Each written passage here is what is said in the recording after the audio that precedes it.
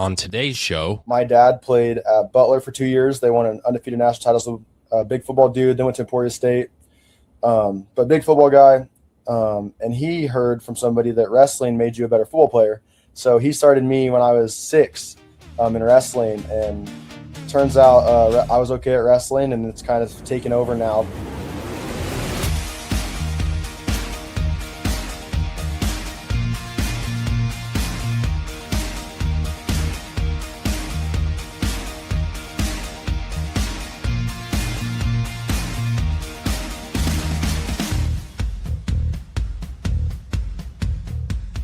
We picked the chatter up once again for a Tuesday episode of Kansas Sports Chatter. It is our statewide high school sports entertainment show streaming on YouTube and wherever you get your podcasts.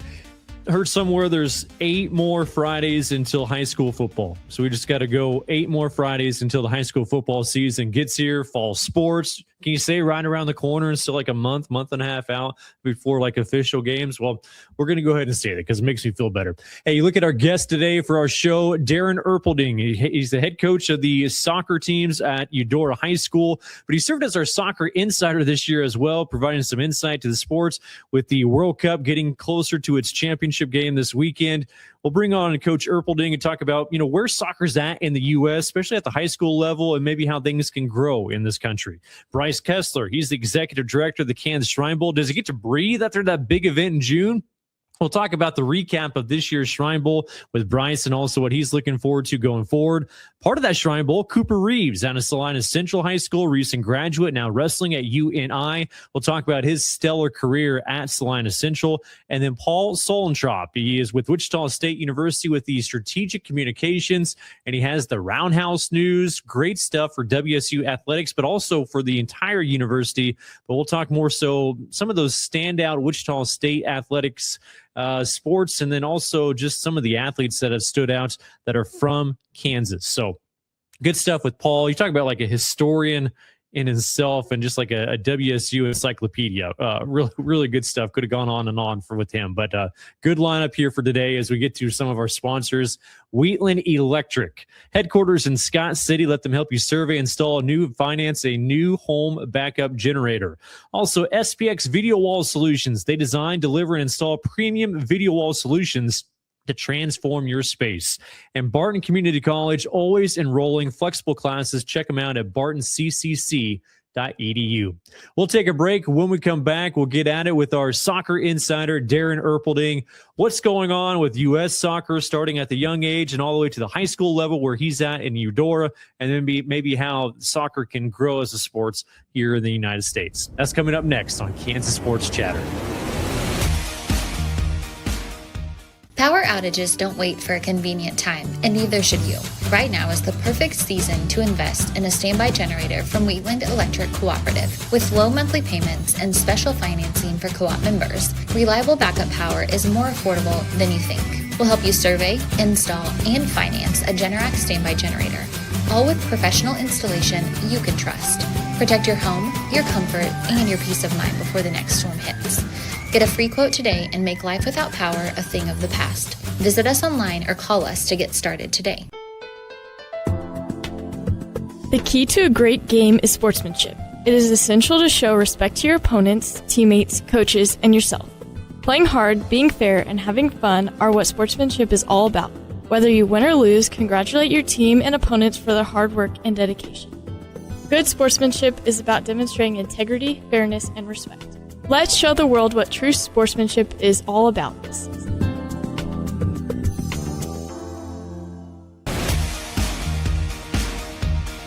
The summer has been filled with soccer globally, but especially here in the United States with the World Cup. So we bring in our next guest, and that's Darren Erpelding. He's the soccer coach at Eudora High School. Hey, World Cup's going on, so we figured this is a good excuse to bring you back in. You've also served as our soccer insider a few times throughout the year, so I appreciate your time. How has the summer been for you?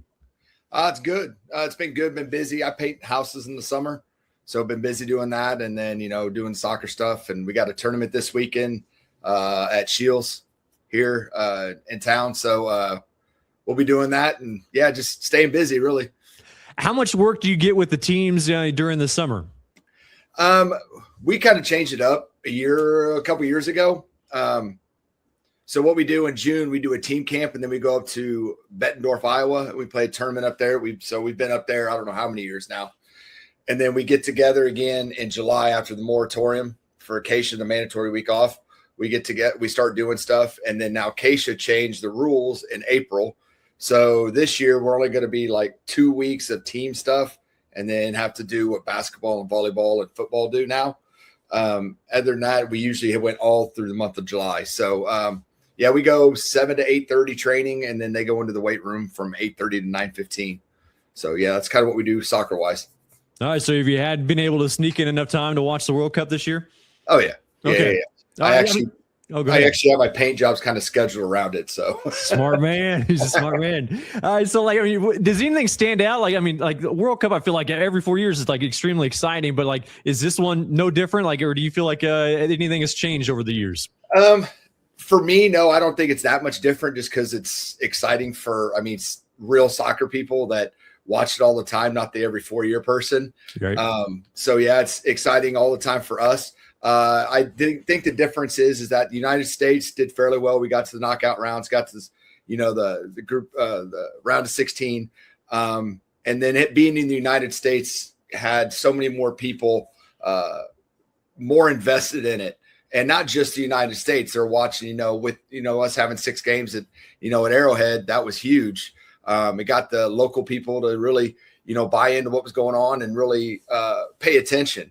I got really good friends of mine that are teachers at school here and DeSoto. It's like, they all of a sudden they were kind of soccer nuts about it. Nice. And then, that'll probably go away for a while and then come back again, 4 years later. But they were invested. They're invested in it and they're watching and they're learning. And so that portion of it is really cool to see more people get so much more involved now that it is in the United States. So that on that aspect, yes, I do think it plays a huge factor for the people outside that are soccer crazy about it. Give me a breakdown in the United States and I guess the expectations for U.S. going in. Round of 16 is no slouch or anything, but what was the expectations and also just how you think they performed? I thought, coming out against Paraguay and play the way they did against Paraguay, just really blowing them out where Paraguay didn't really have a chance was absolutely unbelievable. And then, Australia, they played pretty well against, Australia made it tough on them, but I thought the United States did a good job. I didn't think they were as attack-minded as they were against Paraguay. And then, and then they played Turkey, however you want to say it, Turkey. They started 10 out of 11 new starters. And so when you do that, it's going to, have a little bit of effect. But I thought the subs did a pretty good job, even though they got on top. And then Pulisic got his 45 minutes and looked really good in that one. And then the round of 32, we're able to get through. And then beating Bosnia going down with the unfortunate red card, which wasn't one, but it is what it is. And then everything that led up to the Belgium game, I thought was kind of a letdown because Belgium hadn't played well until really about the last, 10 minutes of the game against Senegal.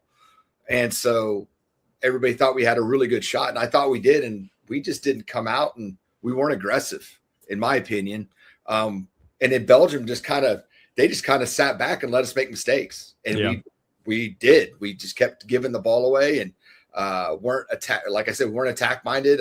It seemed like there was a lot of arguing going on with each other on the field. And then, it was just, I thought when Tillman got it to 1-1, I thought, all right, here we go. And then give up 61 seconds later where Tim Bream just got basically jumped over. Yeah, there's 2 hands on the back, but they're never going to call that. But so that part of it was disappointing. But overall, I thought they had a good showing.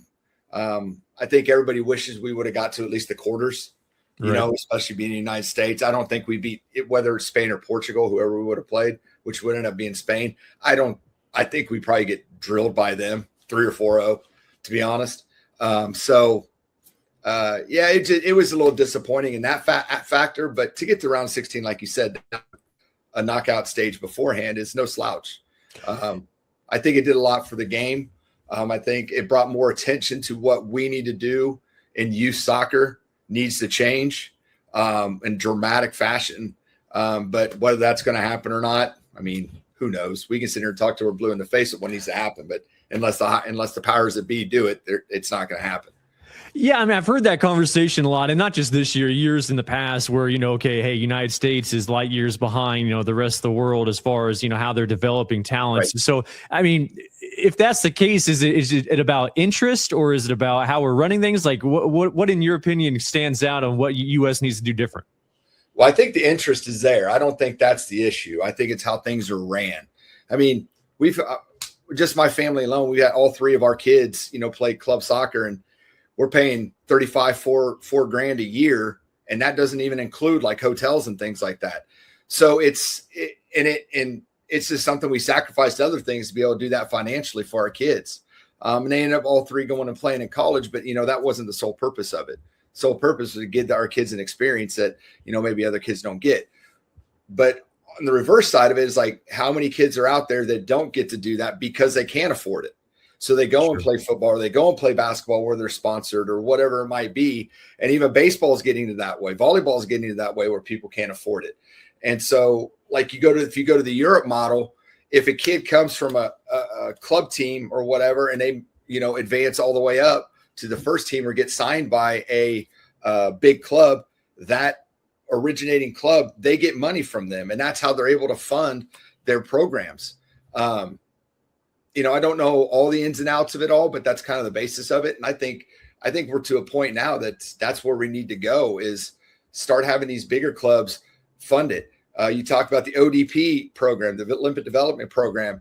When I was playing many, many moons ago, that was like the top thing to get onto. If you tried out and you made that team, you were legit. But now you've got all these other ECNL, ECRL, you got E64, you've got National League. There's just so many higher level things that now ODP is also something you have to pay for. So there's another investment that parents have to do for kids to get into the ODP program, which my personal opinion, the federation needs to pay for. And if the federation pays for it, then you're actually going to get your elite players to come play for, the Olympic Development Program or Federation Development Program. And the other thing with soccer is when they recruit, especially college-wise, I don't know this for sure, but it kind of seems like this, and talking to other people, college coaches, soccer coaches are a little lazy because what they do is they just go to tournaments. They go to tournaments, they go to club teams. Well, all they're recruiting is the highest level kids, so the top 1 or 2%. That's not taking into account those like football and basketball and those kids that develop late. And so those kids that develop late may not get to go play in college because there's so many colleges now with so many foreign players that fill their rosters up. Well, guess who's not going to play? The American kid's not going to play because they're so loaded with foreign players, unless they're studs. And I just think there's a lot of kids that fall through the cracks and they give up on it because they just don't see that there's anything going for them forward. So that part gets a little frustrating. The other thing is with college coaches is I used to get called all the time or emailed or whatever from college coaches. I don't ever get called as a high school coach. I don't get emails as a high school. Very rare get emails from college coaches. They do it all through their clubs. And that's frustrating because they're only recruiting the athlete. They're not recruiting the kid. And that gets frustrating to me. It's like, as a high school coach, you get to know those kids over 4 years way better than a club coach does, and so then when those kids don't pan out or whatever, then, it looks bad on the club. And so that part gets frustrating too, that I don't think some of these kids get a fair shake going to the next level. So in my opinion. Hey, good conversation. I don't want to take any more time. I know that for the kickoff's coming up, so I appreciate your time. Yep. So, hey, Coach, appreciate it. Enjoy the rest of your summer. Hey, you do the same thing, Cole. We'll talk to you later, man. That's Darren Erpelding, head coach of the Eudora soccer teams and our soccer insider here on the show. Here's a hard truth. If your business isn't using AI in its marketing, you've already fallen behind. But there's an advertising agency in Kansas that can get you back up to speed. That agency's name is Meyers Enterprises Media Research. The name sounds dry because the company's run by engineers, not salespeople. They use superior research and analytics that drive results with surgical precision. Marketing doesn't have to be a gritty battle in the trenches. Your business can win from the box. Visit their website, mediaresearch.agency, to learn more. We get back at it here on Kansas Sports Chatter as we bring into the next guest, and that's going to be Brice Kesler. He is the executive director for the Kansas Shrine Bowl, wrapping up number 53 just at the end of June. Hey, Brice, appreciate you coming on, but I got to say, I'm a little disappointed. I was hoping like when we connected for this video call, like after like your big event, like you'd have your feet kicked up like on a beach somewhere and, you know, maybe like with a drink with like a little umbrella in it. But I'm a little disappointed on your background right now. I'm probably due for something like that, but no, we parlayed finishing up the Shrine Bowl right into to moving our house as well. So we're still trying to put the pieces together on the move, and while putting in all the the finishing touches, tying up loose ends related to the game and everything as well. So there'll be a time here coming up. I'm not sure it'll involve a beach, but it'll involve feet up and maybe a drink. But no, it's been good, and we're excited for how things went in Emporia this year with the Shrine Bowl, and it's been a great year. You had good weather. I mean, that's always one of those dice rolls, I guess, for any outdoor event. But man, you had good weather throughout most of the week. Yeah, no question. I mean, that is always you can't predict it, obviously, and you can't control it either. So the weather throughout the camp week was beautiful. I mean, this was as cool of temperatures throughout the week of camp for the practice time as I've been involved in so far, and probably as much as any of them have ever been. I mean, it was just beautiful weather for that. Game day got a little bit steamy. It was probably the hottest day, and yet it was still like low 90s, so you can't complain. So no, it was beautiful weather. The events all went very smooth, and just heard from lots and lots of people, whether it be participants, families, Shriners, just fans in general who didn't have a dog in the fight, so to speak, who just came out to be a part of the event. I heard from so many people about how much of a good time they had, and that's what we want to do. We want to make it a fun event for people that makes them want to come back and be a part of it, whether that's as an alumni, from a player's perspective, or whether that's just as a fan for years to come, just come back and be a part of it with us. I mean, you talk about the fanfare experience. Like, maybe I was paying more attention to it this year, but just like the atmosphere there in Emporia and just that crowd was awesome because, I mean, you talk about like a big crowd because like you have all those, close to 90 guys, players that bring their family and friends. You have coaching staff that bring their family and their friends and community members that have players that are playing in it. And then like you mentioned, like all your volunteers, but then all of the other, dancers and band and cheerleader, like I don't know, like that crowd just seemed awesome. I mean, just that whole experience, just even in the crowd was awesome.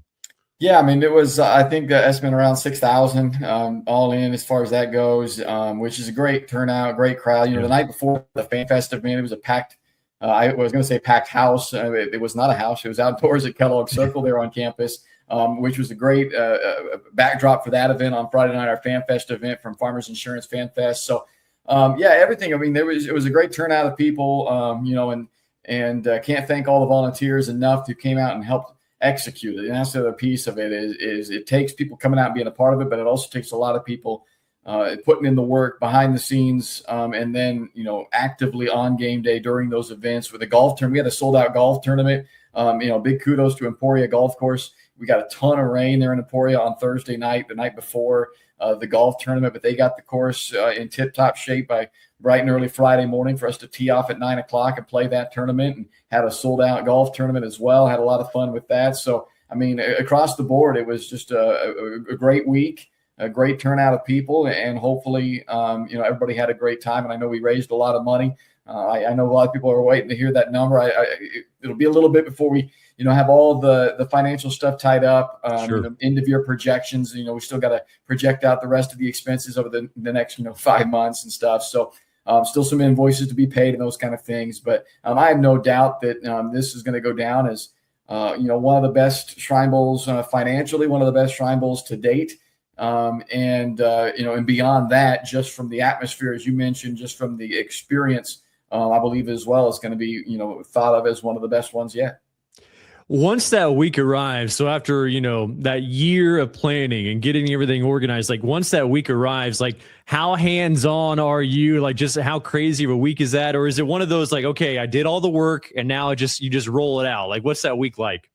Well, there is a certain element of, hey, we just got to let it roll. You're rolling downhill fast at that point. What's done is done. But no, there's a lot still to be done that week. And, trying to delegate a lot of that stuff too with all the folks that you have there helping you. You can only do so much. So, delegating some of those tasks out, and that's where it takes that big group of volunteers that are a part of it with us. I don't actually get to watch the game hardly. I don't really know what happens in the game. I have to go back and watch the broadcast after the fact. I still haven't had a chance yet to do that because of the move and everything. I haven't even had a chance to turn on a TV, but I have to go back and watch the actual broadcast to see what happened in the game because I'm running around so many different places. And, there's so much that happens within the game, whether it's the pregame stuff, the halftime stuff, hopping on the TV broadcast, hopping on the radio broadcast, checking in on silent auction. Hey, the 50-50 raffle drawing is coming up. There's just so many different things that happen throughout the night that I don't really get a chance to sit there and watch the game, which is kind of a bummer. You put all this work and you meet all these kids and, you learn about all these guys, and then the game's over in a blink. And I'm like, I don't even know who did anything. But then I get to go back, and thankfully I get to go back and watch the broadcast and see the football side of it then at that point. And, the only thing I actually get to kind of watch is the band and cheer at halftime, that performance, because I'm sitting right there on the sideline getting ready for all the halftime introductions. So that I actually do get to sit down and watch. But the game itself, I hardly get to watch any of it. All right, so going forward, when do you kind of put the bow on this one and start looking forward to next year? Or is that already started? Yeah, I think they'll kind of work, in conjunction with each other. I mean, we're already putting the pieces in place to start planning for next year's. With it being back in Emporia next year, that'll help a little bit as far as we're not starting from scratch like we are sometimes in this case, where it's a site that we're planning for that maybe we've never been to or haven't been there in 4, 5, 6 years. So that piece of it is a little easier, and that's again somewhat of the idea behind this logistical planning of things by some continuity here in Emporia and at Emporia State. So, but that doesn't mean there's not still things to plan, obviously. And, we'll debrief this with all the folks there in Emporia and figure out, okay, what can we tweak? How can we make this better, that better, those kind of things. And so, the planning is already underway, quite honestly, for next year's, the fundraising side of it, following up with all of our wonderful corporate partners who help make this an event such a success as well, and help make the magnitude of the event so much grander. So those conversations are already started up again. And then, still buttoning up things, from the financials aspect of this one, still doing all of the little things again that it takes to tie up an event and make sure that, you thank the folks that need thanks, that you make sure you've got everything accounted for and put away. Even just like the storage unit, I was over there earlier today. In fact, just doing inventory of stuff and just, getting those pieces into place. So when the train starts really rolling heavy down the tracks from the calendar year turns, you've got some of those pieces already, done, already in place. So you can focus on that new batch of players. Cause here in 5 months, we're going to have another 88 players and 88 families who've never maybe been a part of it either. So we're starting over with them. And obviously that's a really fun part of it too, is to get to bring more into the event that way. So yeah, they kind of work hand in hand at this point in time, and give it a few months here, and then we'll kind of really be able to put a bow on this one, and then just kind of full steam ahead into the next one. But yeah, we're already working towards 2027 and beyond. All right, one final thought: has there ever been any thoughts of racing those the Shriners go-karts that, I always see them in the parades, and I see different ones in different communities and parades that I go to. And some of them say, that motor sounds like it's pretty good. And other ones, they're puttering around, but has there ever been any thought of racing those? I feel like that'd be a great fundraiser for you. You might be onto something. It's like the hot dog race, we have each temple have one of their rides. I'm not sure Emporia State will want us zooming around the track there in the stadium. But there's a lot of stuff on the sidelines. But I think this is maybe something. I think you might be onto something. Okay. Cole. I'm gonna have to put that idea out there. Maybe it's an outside the stadium thing. I could see that being a hit. So I think you might be onto something. All right, if you need an MC, man, hit me up. You got it, man. You got it. You're definitely getting credit for it when that comes to fruition. Hey, Brice, appreciate it. Congrats to you and another great event and all your staff and volunteers. Hey, I appreciate it, Cole. Yeah, and thank you to everybody who was a part of it with us. It takes so many people to make it happen, and it takes so many people who are willing to donate of their money, their time, their energy, their efforts. Whether that's the guys on the field, the families in the stands, the people behind the scenes, take so many the corporate partners who help fund a lot of it as well. So thank you to all of them. It was a tremendous year. I'm excited to see how it all shakes out. That's Brice Kesler, the executive director for the Kansas Shrine Bowl.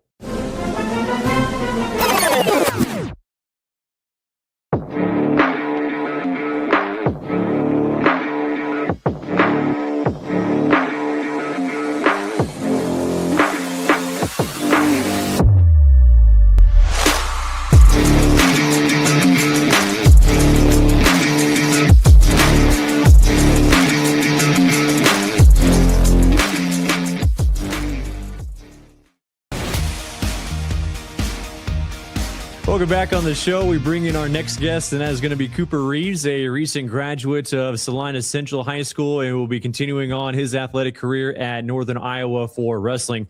Cooper, appreciate you coming on the show. How's the summer been? It sounds like a busy one. Yeah, it's been busy. Lots of training for wrestling, and then got to experience the Shrine Bowl, so that was a fun time, and just been staying busy. Been living with the same clothes in my duffel bag for about 4 or 5 weeks, just washing them and going places. So, yeah. Has it just been a whirlwind since graduation? It has. So, but it's been good. All right, so take me through the Shrine Bowl experience. We'll kind of run through some of the highlights in your career, but start out with the Shrine Bowl. Just what was that week like for you? The total experience, it was just amazing. My dad went through it, and so he was really adamant that I do it, but it's kind of like right in the middle of training for me for this Fargo. And so I wasn't too sure I was going to do it. And I'm so glad I did it. I made friends that, I feel like I'll have those bonds for the rest of my lives. And just to kind of meet some of those kids that, have to deal with the things they deal with, and just see the outlook on their lives that they have, and just how they're so, I don't know, they just have a great, just a view on life. They're happy about everything. They just always find the best and stuff. And so, I try to kind of look at myself and be like, sometimes I'm having a bad day, and then there's these kids who have, they've been dealt a way worse hand in life, and I have the gifts that I have. I just makes me grateful for what I have. And yeah. Do you notice, with some of your interactions with the Shriners, do they light up when they see you, and just kind of the interactions they have with the players? Yeah, the Shriners are great. Literally anything that we wanted, if there was any problems, they got it done for us. It was pretty nice. It's kind of like being at just like a 5-star hotel for the week. Just whatever you needed, they'd figure it out. So it was a great experience. I'm so happy I did it. Taking care of you. I was talking with Aaron Beck, who's head coach at Great Bend. It was part of that coaching staff with you there on the west side, and he was just talking about how you kind of wowed him a little bit, just even watching you during practice. And I think the one thing that stood out to me was you talked about your contact balance. So the strength is there, but just your ability to continue to move even after you get that hit. Has that always been a part of your game, even at a young age? No, I think wrestling, as I've gotten, better and better at wrestling and just kind of that stuff, I feel like that's definitely been a big help to that. So no, I've kind of played all over the field, but recently, obviously, more of an athletic position at running back. And so I would say wrestling's the biggest help for that. I think as I've gotten better and just kind of learned more about my body, it's just helped. So. For you, while you were there, was there anyone that stood out to you, on that west side or maybe even the east side during the game, but that really kind of impressed you during practice? I would say Nick, and I might butcher his last name again, Antio from Capon. Antio, yeah. It was kind of cool I've said this before, but it was kind of cool just to, talk to another guy at a high level and just kind of be able to relate to him. And he's also just a great dude, great leader. He was pushing everybody around to be better, and just, if there was ever a problem with the player, someone need to work with him, try to help him figure it out, or just if he had any insight on something. He was just a great dude, great friend, someone I think I'll be, have that bond with for the rest of my life. So that was pretty awesome. Was it kind of nice to be back in Emporia after, last fall getting that state title there? It was nice, but ended off on a loss, and I don't like losing, so that kind of sucked. But we just did not execute as an offense. Our defense freaking killed it. Could not have asked for anything else other than they were stellar, but stuck in that loss, but it was nice to be back at Emporia State. It's a nice campus, and it was really good finale to it all. So, All right, so you said as soon as that Shrine Bowl finished up, you're going back over to Northern Iowa, now training for Fargo. How big of an event, like for those outside of wrestling, how big of an event is that Fargo? I believe Fargo is the biggest tournament in the world, like with participant-wise. A lot of times you'll have 128, 256-man brackets, so it's huge. It's the biggest of the bit, it's the biggest recruiting tournament in the country. So, I mean, every single college coach in the country is there.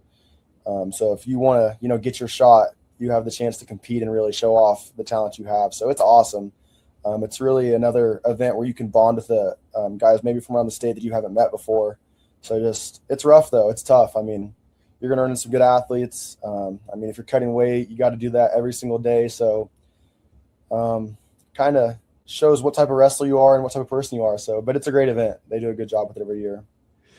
Yeah, I talked to some of those guys that are on the Shrine Bowl, talking about getting back into that football shape, if you will. Like, did you do anything, especially knowing you're going to go right back into, your wrestling training? Like, how much of a tough of a switch was that for you? I've been wrestling, so it was kind of like a vacation for me. Okay. It was pretty nice. I got a little break from everything. So, but yeah, I've been staying in shape the whole year just with wrestling. And then coming up here, the college level is a whole different thing. So, it wasn't I was in pretty good shape before. When did wrestling start for you? Did that start at a young age? Yeah. So funny story.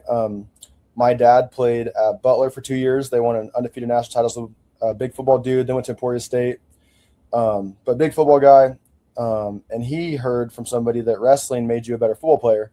So he started me when I was 6 in wrestling, and turns out I was okay at wrestling, and it's kind of taken over now. But yeah, the whole goal was to be a better football player, and now I'm wrestling in college. So it's kind of funny how it worked out.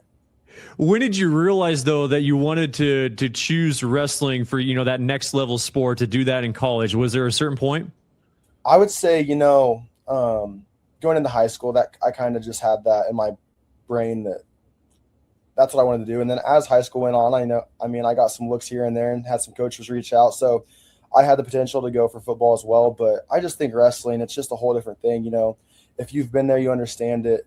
It's just so rewarding. Like the work that you put in, you're going to get out of it. So if you're doing the right things, can't always win everything, but you're going to be successful. And if you're having a hard time, it just reflects back onto you. So I love that part about wrestling. I just think it's so rewarding when it all works out, and there's just not a feeling like that. And you talk about the Fargo experience, but you've traveled all over the world for that. So where are some of the places that you've traveled for wrestling? Yeah, after my freshman summer, I went to Denmark, Sweden, and Germany, and got to check out that, and that was pretty awesome. So I got to be over there for I think 2-3 months. I think 2 months, and it was awesome. So wrestling definitely takes you all over the country. I've got to see a lot of I've got to see the world, but definitely the country, just everywhere. It's kind of crazy, the experiences you can get from sports. So it's awesome. Talking with Cooper Reves, recent graduate of Salina Central High School, continuing his wrestling career at Northern Iowa. So you talk about, going overseas to wrestle. Like, are there any differences? Like, did you notice any different techniques, or is it all the same? So it's a different style over there. It's what we do in the summers, freestyle and Greco, versus folk style is what we do in high school season and college. And so definitely, some regions are more freestyle heavy, and then other regions are like Greco heavy. So definitely training. A lot of it's really high pace, and, you'll see a big difference in how they train rather than Americans. So it's kind of cool just to see how cultures are different than what we do over here. Like some are, just way more like conditioning based, and others are more like technique based. So it's just I've always found that interesting. Just even as I go around the country, styles and everything's always different. So yeah. Continuing on at Northern Iowa, like what went into your decision process in choosing UNI? Man, even more now that I've been here, it's kind of crazy just as a small school what they've done before. Even I was really interested. They've really built this program up, and I think Coach Schwab has been a big part of that, and just everyone around it. Everyone here's just a great person. They really have your best interest at heart. It's just crazy. Like compared to other places I've been, the support staff is just unreal here. Just the wrestlers here are great people, as well as amazing athletes. And so it's just different than anywhere else I went. I got to check out some big schools, but I think for me, UNI is the best fit for me, and I'm so happy I'm here. So yeah. Do the coaching staff, do they kind of give you an idea where they want to plug you in, like the class, and then, just also what kind of they expect from you in your freshman year? We haven't talked too much about that. I mean, I've been up here on and off, but I think I'll wrestle at 197. And I mean, yeah, we'll see. With the whole new ruling, I don't know. I was planning on redshirting. I mean, my whole goal has been just to, not really necessarily worry about being the guy the first year. If you're the guy, that's awesome. But I just want to take in everything that I can do my first year to really jump to the next level and just have the best training I can have. So, yeah, we'll see. How much fun was, this might be a hard question, but how much fun was just your high school career? I mean, just, the things that you were able to accomplish and just compete at, and continuing to see Salina Central grow and grow. And obviously football, finishing that state championship. You had a number of individual state titles in wrestling as well, but just how much fun did you have at Salina Central? Salina was a blast, making those relationships with the kids around me, and just, going from that, what I think 4 and 5 year before as a junior, and, really looking at that and being like, a lot of these games were close. We can build off this. And I came back that summer, me and Griffin Hall, the quarterback, we put in a lot of time with some of the other wide receivers and stuff. We'd go out and train and just throw the ball around and just work, and, really put in our heads that we could be successful and we have a state championship team. We just have to really ingrain that in our minds and work for it. And so after coming back into the season and, seeing our success roll and just keep going, it was awesome. So I don't know. Versus wrestling, you kind of have that team aspect there, but football, just the, playing side by side with those guys is just a different experience. And being able to go out there in front of the big crowds that we got to and just really experience it was unreal. So football's always kind of been something where I can just go and play, not really think about the pressure on me. Rather, like with wrestling, I feel like if I mess up, it's kind of just feel like there's always kind of a pressure there. But football, I could just go have fun and let free and just really enjoy it. So it was awesome. That playoff run was a lot of fun. Just, just exciting to watch you guys, and the route that you had. Taking on South in the quarterfinals, and then obviously the game at Great Bend, and the state title game against Baser Linwood. That was a heck of a run, man. Yeah, the South game was awesome. We were pulling for that. We were hoping, they're not. We're rivals, but at the end of the day, I would say most of us like to see, just a Salina school succeeding. So being able to see them, and then the crowd was unreal. We came back after the first half, and we came in after halftime. It was so loud. It was like an unreal experience. It was pretty crazy. So yeah, that was legit. Yeah, you mentioned your dad. He was a Shrine Bowler as well, and then his successful career at Butler. Any advice that he gave you, like in high school, or did he kind of let you do your own thing? Yeah, I would say my dad's kind of like my best friend.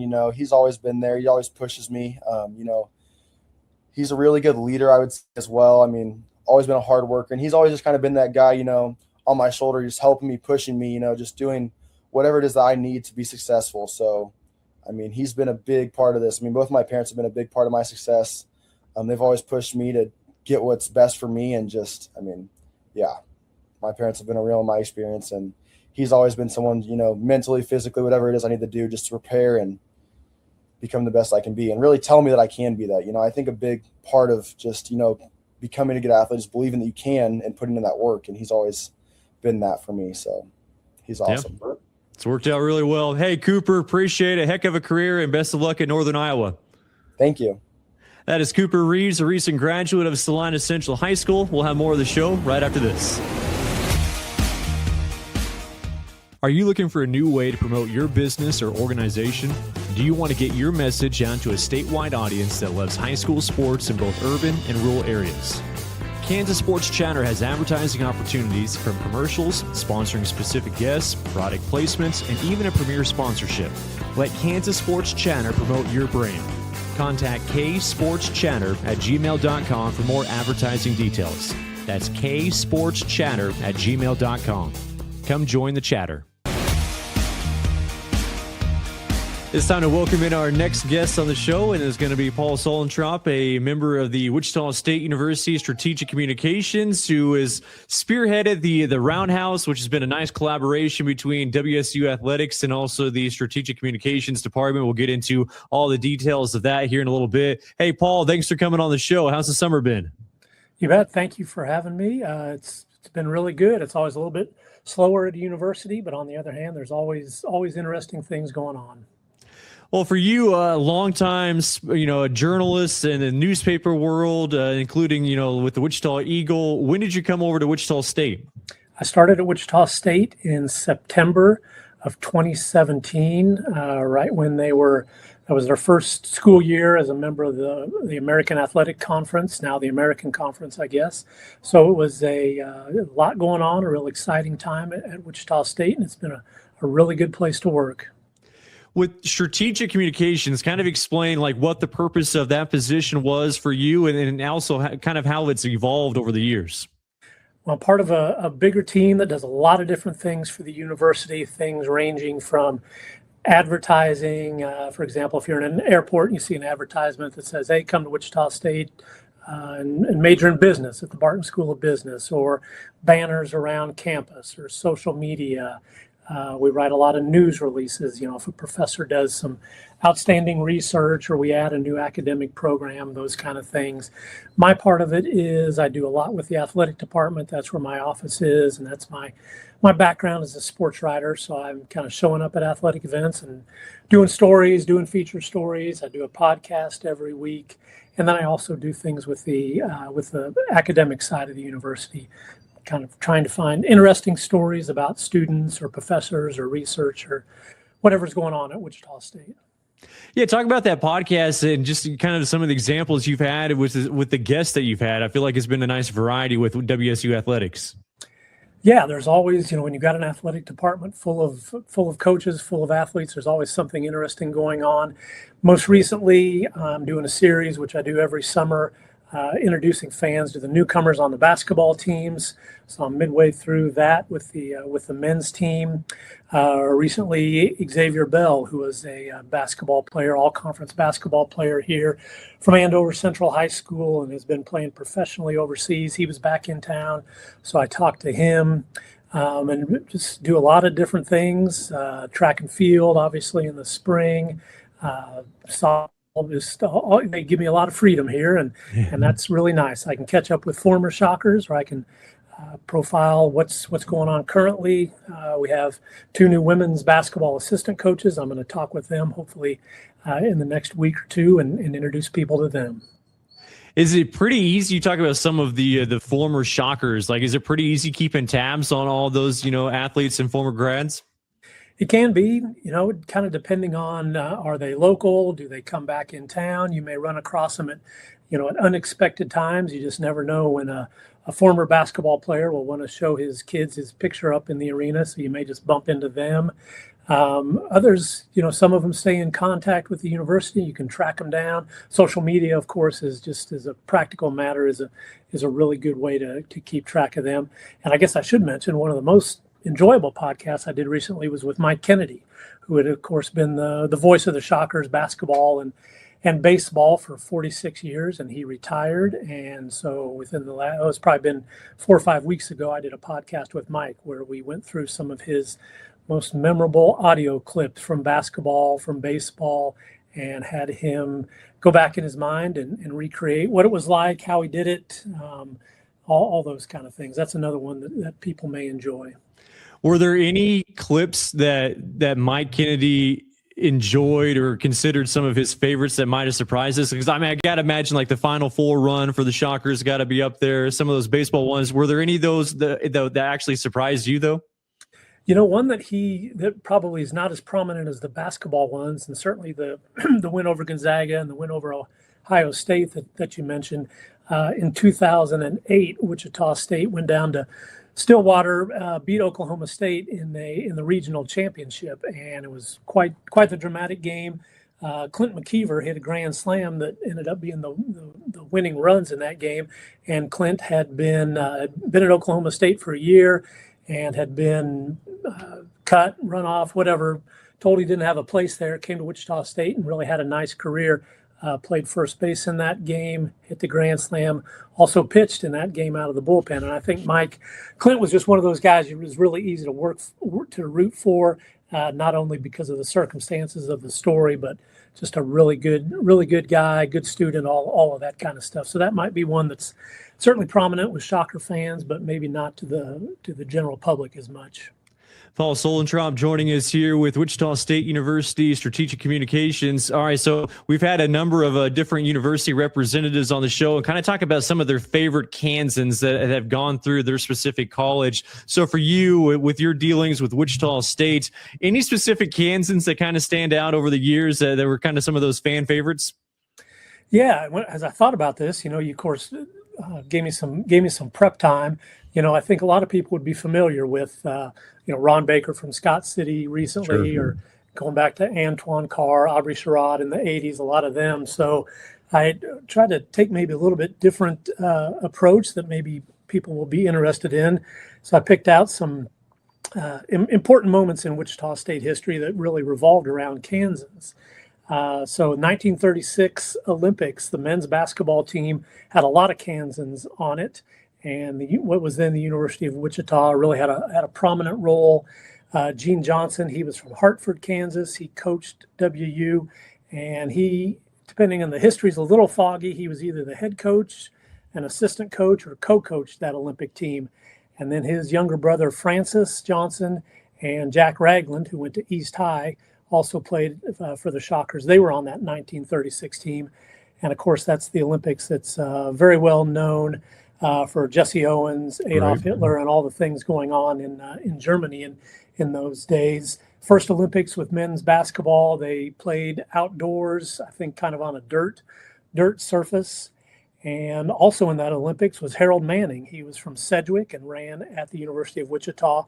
He ran the steeplechase in the Berlin Olympics and placed fifth. 1965 Final Four team, all five of the starters were from Kansas. Kelly Pete and Jamie Thompson went to East High. John Criss went to Southeast High.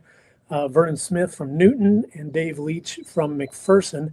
And those five guys played all 40 minutes in the regional final win over Oklahoma State. And then we could jump to the 89 College World Series champions. Lots of Kansans on that team, 16 on the roster.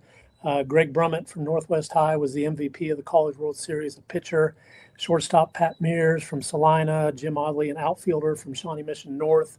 Second baseman P.J. Forbes from Pittsburgh Colgan, pitcher Pat Sedano from Pittsburgh, Jim Newland, a closer on that team from Shawnee Mission South, and Mike Jones, third baseman from Wichita East. Wichita State, the track programs had a great run of multi-athletes in recent years, and this boy, Coach Steve Rainbolt, he loves that event, and he really loves taking Kansas kids and turning them into special athletes. And so in the last 15 years, they've had multi-athletes from Kansas earn All-American honors. On the women's side, Tanya Friesen from Buhler, Gavin Yetter from Shawnee Heights High School, and most recently Destiny Masters from Blue Stem High. On the men's side, Chris Dickman from Grinnell, Austin Bonner from Heights, and Hunter Veith from Cheney, and Ben Johnson from Tonganoxie. So, as you would expect from Kansas University, lots of interesting Kansans that have gone through here. Man, you go back to some of those past, and you mentioned those stories in 1936. Like, I mean, where's the archive of Wichita State athletics? Is that somewhere like deep in the bombs? Like where's all that information at? The athletic department has some of that. We also have a great special collections department at the library on campus that would have a lot of that information. That's an area. It's interesting. I was just emailing about that today.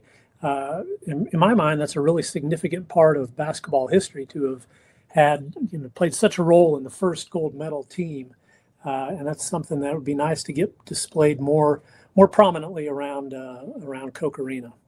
Really good stuff. Hey, Paul, appreciate the time. Enjoy the rest of your summer. Thanks for having me. That's Paul Suellentrop, a member of the Wichita State University Strategic Communications. We'll have more of the show right after this. Are you a person that's always on the go? You can still easily keep up with Kansas Sports Chatter with the audio podcast. Hear each episode on Spotify, Apple, or wherever you listen to your podcasts. Make sure to follow the Kansas Sports Chatter podcast. Winding down on another episode of the Chatter. Thanks for joining us here. Make sure you subscribe on YouTube if you haven't done so already. You can help us out. And also, big thanks to our sponsors, Eastis Media, the voice of the Pratt High Greenbacks. Follow Eastis Media on YouTube and Facebook to stay connected with everything Pratt. And Meyers Enterprises, bring your business into the 21st century with Meyers Enterprises. Again, that'll do it. We'll be back at it Thursday. More chatter here for Kansas Sports Chatter.